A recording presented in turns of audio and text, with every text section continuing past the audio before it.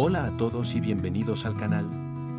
Hoy vamos a viajar en el tiempo hasta la antigua Hispania, un lugar clave en la historia del Imperio Romano.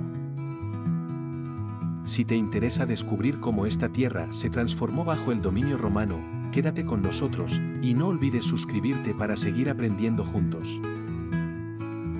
La historia de la Hispania romana comienza con la llegada de las legiones romanas en el siglo III a.C., cuando Roma decidió enfrentar a los cartagineses en la península ibérica durante las guerras púnicas.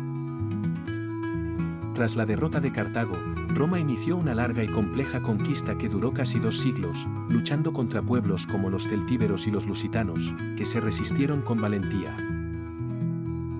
Uno de los momentos más épicos de esta conquista fue la resistencia en Numancia, donde los habitantes prefirieron morir antes que rendirse. Finalmente, Roma logró dominar toda la península, dividiéndola en provincias y estableciendo una administración eficiente. Pero la influencia de Roma no se quedó solo en el ámbito militar. Con la romanización, la cultura, el idioma, las leyes y las costumbres romanas se integraron en Hispania. Las ciudades empezaron a contar con foros, termas y teatros al estilo romano, y muchos habitantes adoptaron el latín, lengua que sería el origen de las lenguas romances que hoy hablamos. La romanización también trajo mejoras en la infraestructura. Los romanos construyeron una impresionante red de calzadas que conectaba la península, facilitando el comercio y el movimiento de tropas.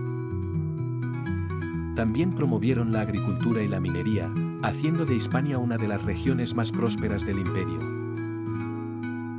Finalmente, en el siglo V, el imperio romano empezó a debilitarse, y los pueblos germánicos invadieron Hispania.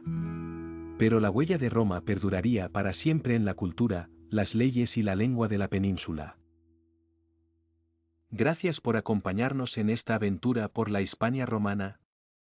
Si te ha gustado el vídeo, no olvides dar me gusta y suscribirte al canal para seguir explorando juntos la historia. Hasta la próxima.